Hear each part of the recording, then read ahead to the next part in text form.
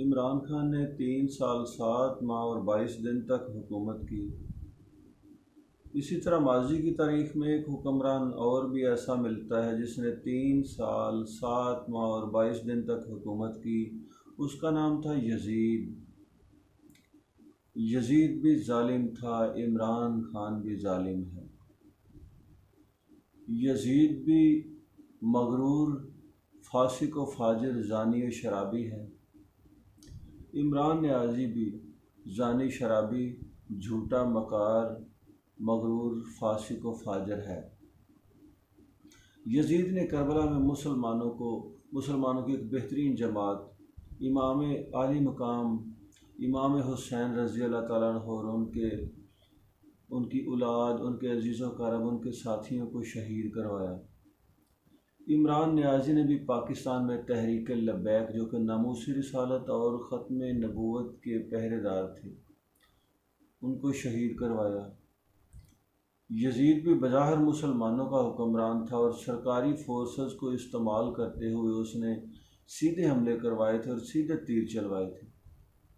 اسی طرح عمران نیازی بھی بظاہر مسلمانوں کا حکمران ہے اور مسلمانوں کے ملک پر قابض ہے، تو اس نے بھی سرکاری فورسز کو استعمال کرتے ہوئے سیدھی گولیاں چلوائی تھیں، سیدھے حملے کروائے تھے۔ یزید نے بھی امام زین العابدین کو قید کروا لیا تھا۔ عمران نیازی نے بھی تحریک لبیک کے متعدد لوگوں کو قید کروایا تھا، ہزاروں لوگوں کو جیلوں میں ڈالا تھا۔ یزید نے محرم الحرام کے مہینے میں پیاسے مسلمانوں کو ان کا پانی بند کر کے شہید کروایا تھا۔ عمران نیازی نے رمضان المبارک کے مہینے میں روزہ دار پیاسے مسلمانوں کو شہید کروایا تھا۔ تو کربلا کے مقام میں جو شہید ہوئے ان کی تعداد 72 تھی، اور تقریباً پاکستان میں بھی ملتی جلتی تعداد کے لوگ عمران نیازی نے شہید کروائے تھے۔ یزید نے مسجد نبوی کے تقدس کو پامال کیا تھا، عمران نیازی نے بھی مسجد نبوی کے تقدس کو پامال کیا۔